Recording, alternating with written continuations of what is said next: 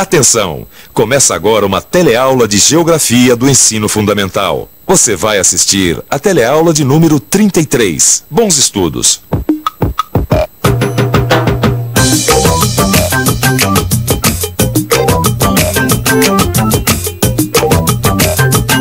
Terra do Fogo, Argentina. Depois de milhares de quilômetros, chegamos finalmente ao ponto final do rally, a Terra do Fogo no sul da Argentina. Aprendi muito com essa longa viagem pela América e percebi uma coisa muito interessante. Os países da América Latina têm muitas semelhanças entre si, também muitas diferenças. Diferenças e semelhanças. Essa é a mais pura verdade. Você sabe que eu sou muito observador e sempre fico atento aos postais que eu entrego e também aos selos. E tem horas que eu penso assim, os países latino-americanos são tão parecidos que eles poderiam se unir e formar um só país. Mas aí eu lembro das diferenças. Parece que um não se encaixa com o outro. Não dá pra fazer uma integração. Agora, será mesmo? É isso que a gente vai ver nessa teleaula. Hoje vamos estudar as tentativas de integração econômica entre países da América Latina e ver quais as diferenças e semelhanças que existem entre esses países e como elas podem facilitar ou dificultar o processo de integração. Vamos ver também que a América Latina está dividida em várias regiões. E aí, todo mundo preparado para conhecer melhor esse verdadeiro mosaico americano?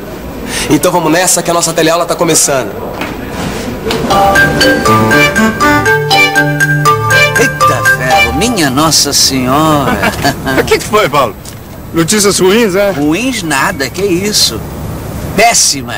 Pela manchete já dá pra ver o clima, ó. Queda no nível de emprego assusta países da América Latina. Está dizendo aqui que a oferta de emprego nos países da América Latina está diminuindo cada vez mais, que no futuro vai ser pior. E que o mercado de trabalho está exigindo uma mão de obra cada vez mais especializada. E essa notícia não fala de automação, não? Como não?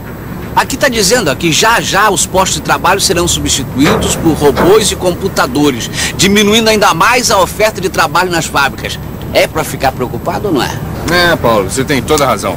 O desemprego é uma das maiores preocupações do mundo e da América Latina também. E esse problema vem se agravando devido às políticas de abertura ligadas à globalização da economia. Globalização da economia? Tá aí uma coisa que eu tenho ouvido falar muito ultimamente. Não é para menos. Ela tem tudo a ver com os nossos dias. A economia mundial tem mudado rapidamente nos últimos anos. Para enfrentar a crise dos anos 70, as grandes empresas começaram a adotar novas soluções, acelerando o processo de globalização. A ideia era criar novos mercados para aumentar o comércio entre os países. E com essa globalização surgiu uma nova tendência, a criação de blocos econômicos. Essa tal da globalização da economia é fácil de entender. Graças a ela que a gente pode ver, por exemplo, um carro como este aqui, que é produzido no Japão, tem peças e componentes da Coreia e Singapura e está circulando em terras brasileiras. E essa história de blocos econômicos, como será que os países da América Latina estão se virando? Bom, primeiro a gente precisa saber que os países da América Latina estão em diferentes estágios de desenvolvimento econômico. Será que as pessoas sabem disso? Vamos ver. Você sabia que na América Latina existem países com diferentes estágios de desenvolvimento? Sei, perfeitamente. Sabia. Alguns um pouco mais desenvolvidos, outros um pouco mais atrasados. Argentina, bem desenvolvido. E Paraguai, pouco desenvolvido. Qual que é mais desenvolvido? Brasil, do que o Paraguai. Percebeu? A América Latina tem países mais industrializados e países menos industrializados. Vamos entender isso direito. Alguns países, como o Brasil, a Argentina, a Colômbia e o México, são países de industrialização recente. Todos eles têm um ponto em comum. Diante da crise de 1929, estes países aceleraram o processo de industrialização através da substituição das importações. Outro ponto em comum, em todos eles o Estado teve grande participação nesse processo. A partir dos anos 50, estes países atraíram grandes empresas multinacionais que vinham de olho na mão de obra barata e no novo e crescente mercado consumidor. A alegria acabou nos anos 70, com uma crise mundial que acertou esses países em cheio. Com o aumento de suas dívidas, eles enfrentaram na década de 80 altos índices de inflação e a estagnação econômica. Não é à toa que os anos 80 ficaram conhecidos como a década perdida. Década perdida. Nem me fale daquela época. Minha fábrica quase foi pro espaço. Seu Hammer, mas O senhor se deu muito bem, né? Tá até ampliando a fábrica, tá exportando pro Paraguai, pro Peru. Trabalho, Maurício. Muito trabalho. Tá aqui a prova, seu Ramon. Engraçado, né? Todo mundo vive indo pro Paraguai para comprar coisas, o senhor vai vender justamente pro Paraguai, né?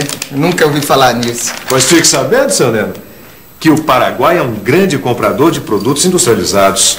Isso porque a indústria deles é muito pouco desenvolvida. Esses produtos que as pessoas compram no Paraguai são fabricados em outros países. Percebeu? É isso mesmo. Assim como existem países industrializados como o Brasil, a Argentina, a Colômbia e o México, a América Latina também tem países com baixíssimo índice de industrialização. Paraguai, Peru, Honduras e Haiti são alguns exemplos.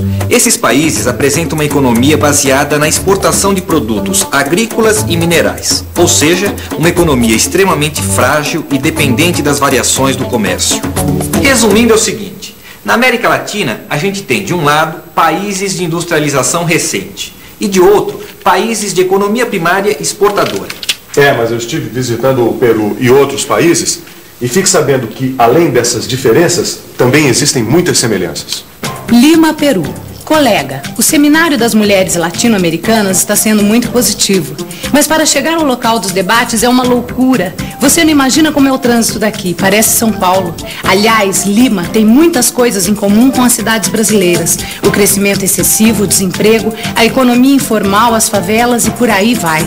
Bueno, yo acho que el mayor problema que eles têm é a falta de dinheiro, né? A injustiça social e tudo que isso gera, a falta de emprego, a fome, a falta de educação, a falta de higiene y todo más. Bueno, yo creo que el principal problema es la falta de compromiso de nuestros gobernantes con el conjunto, con la sociedad.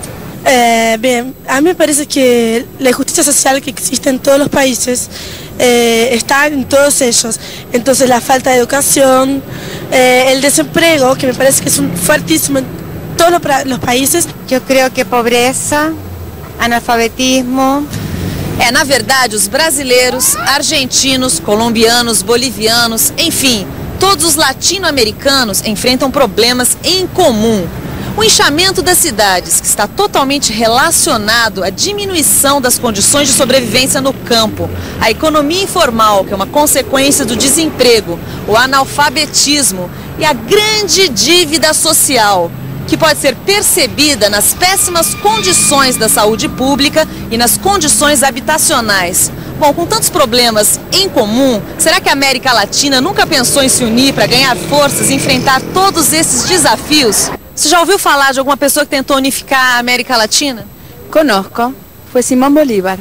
Sí, Simón Bolívar. Sí, Simón Bolívar. E você, conhece Simón Bolívar?